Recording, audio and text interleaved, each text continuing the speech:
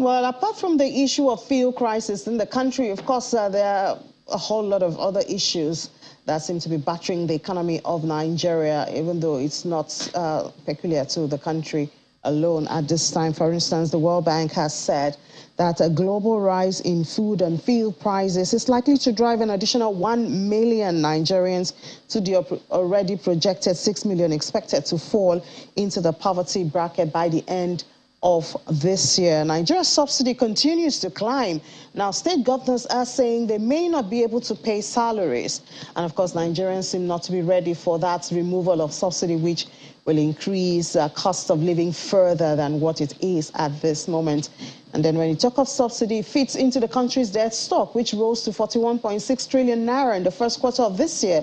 That's a representation of 2.05 trillion naira increase compared to 39.56 trillion naira recorded as of December last year. When it comes to dollar term, because of course we do have foreign debt, it rose to $100.1 billion. Well, let's look into this and some of the reasons you're feeling what you're feeling in your pockets, in your bank accounts, with Dr. Muda Yusuf. He's the Chief Executive Officer of the Center for the Promotion of Private Enterprises. Good morning, Dr. Yusuf. Thank you so much for joining us. Thank you very much, Ini. It's a pleasure. So, Dr. Yusuf, how dire is Nigeria's economic situation at this time? We have heard and had warnings from IMF, from World Bank, from analysts in Nigeria. How dire is the economic situation at this time? Yeah, thank you very much. The situation is very bad. And the indications are all over, even from just some of the reports you read a few minutes ago. There are quite a lot of issues in terms of our fiscal space. I'm talking about the fiscal operations of government and the sustainability of the entire economy as far as the fiscal operations of government is concerned. And when I talk about the fiscal operations, it's both at the federal and the states. I just said in your report that even some states now are expressing concern about their capacity to pay salaries. And I'm sure we have similar thing at the federal level. So in terms of fiscal sustainability, I think the risk of what I can call bankruptcy, the risk is very high. It's like we are close to the precipice. And the issue is that we are not doing what we are supposed to do. Of course, this issue that we face has both a global dimension, but it also has a domestic content. If you cannot manage the external variable, which is what I would call the exogenous variable, we are talking about global oil price, we talk about the pandemic before now. Now we are grappling with the Russian invasion of Ukraine and all the disruptions. But the kind of policy response that should take place has not been taking place. Now we are grappling with a very high level of deficit. The deficit in the budget initially was about 6.4 trillion. Now we had an additional 4 trillion for purposes of subsidy, which practically will have pushed it to about 10 trillion. And with the way we are going, at least in the past few months, the subsidy figures is likely to climb higher than even the 4 trillion. So we are looking at a deficit figure in excess of 10 trillion by the end of the year. And this is going to reflect on the issue of debt. Because the higher the deficit, the higher the debt. We reported that the debt profile as at first quarter of this year was 41.6 trillion. Yes. And the reality is that by the time you add the indebted to the CBN, the ways and means now is in excess of 15 trillion. The latest report I was reading was about 19 trillion. By the time you add that to 41 trillion, you're already talking about something close to 60 trillion. You have the AMCON debt, which is also a sovereign debt.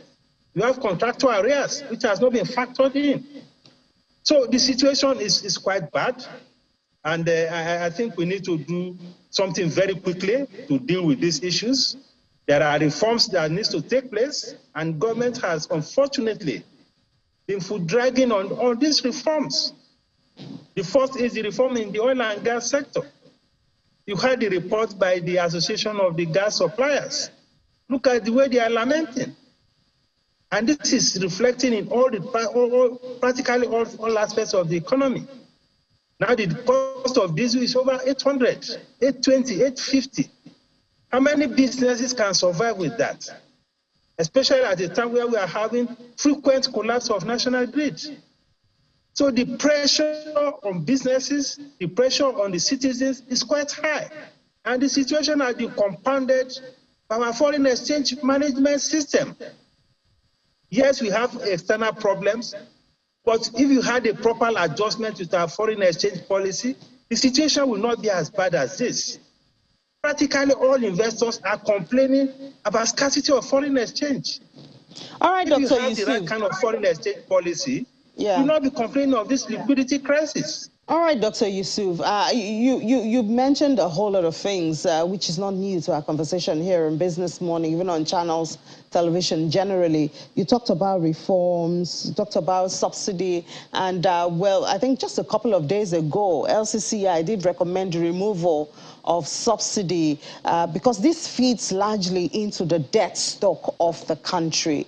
But on the other side, on the other hand, the removal of that subsidy will also bring a high level of hardship to the already struggling consumers and liquidity that is available. So from your perspective, the president, I think, has even address this to say that this is not a good time. When the IMF talked about subsidy, that this is not a good time to remove subsidy. From your own perspective, what is the solution, at least with this subsidy, to see if there's a way to reduce the debt stock, and then this threats from, I don't know if to call it a threat, by the state governors about not being able to pay salaries?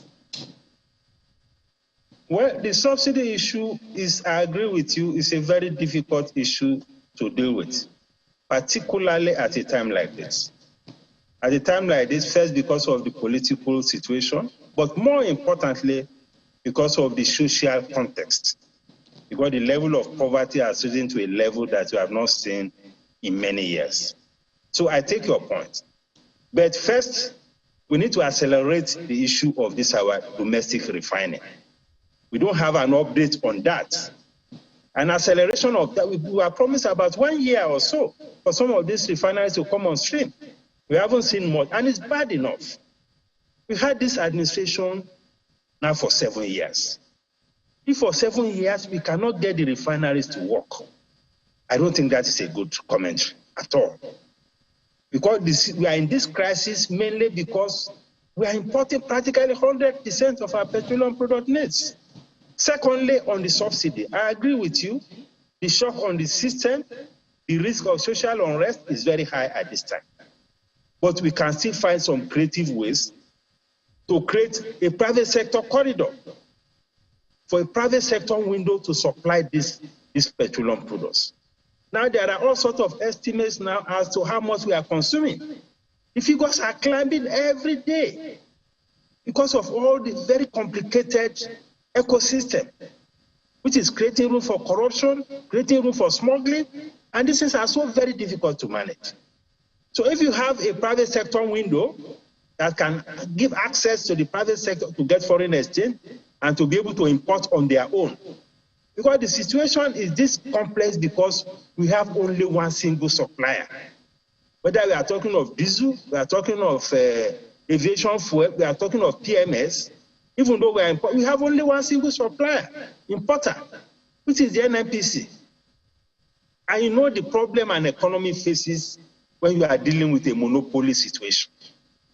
That is why the situation is as bad as it is. So we should have a framework that will remove this monopolistic structure of supply so that we can have some element of competition.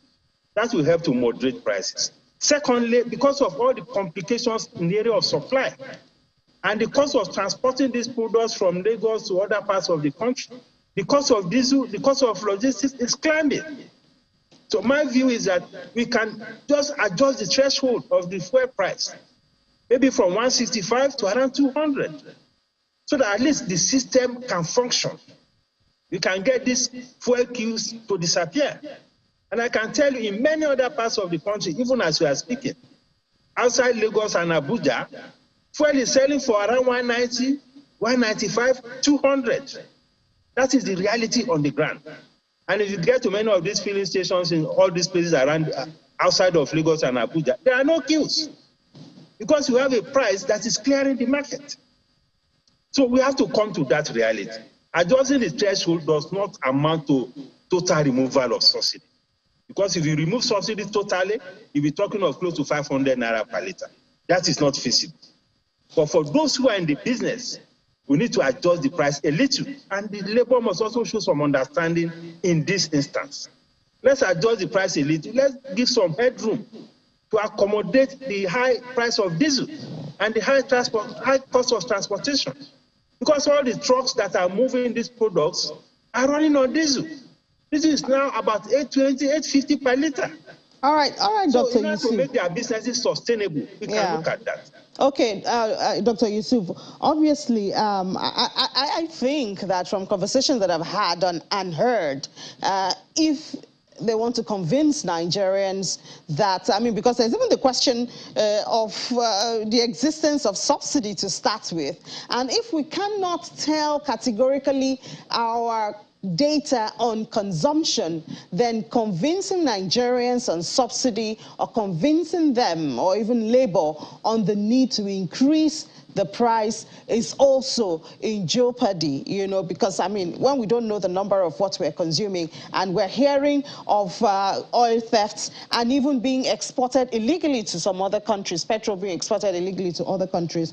But all of this, I said all of this to ask, do you think that the individuals who are seeking to be, let's even start with the president, who are seeking to head the affairs of Nigeria, do you think that they have looked into the details of the Nigerian economy and some of these disturbing figures and realities?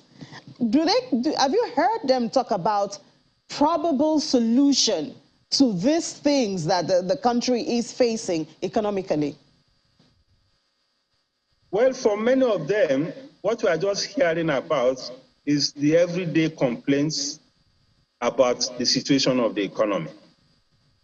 That things are bad, that they are going to do this, they are going to do that. For most of them, we don't have details as to how they want to deliver these things. Not many of them are addressing the issues of fundamental reforms. Not many of them are putting on the table the strategies to address this problem. Because there's a whole lot of policy changes that needs to take place. There are a whole lot of regulatory changes that needs to take place.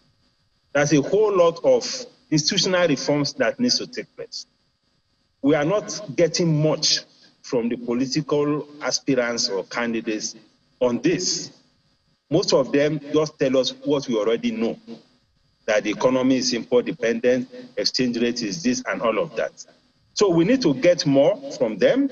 That is if they also have a proper understanding of these things. So that I think we are short of. I mean, we talk about foreign exchange.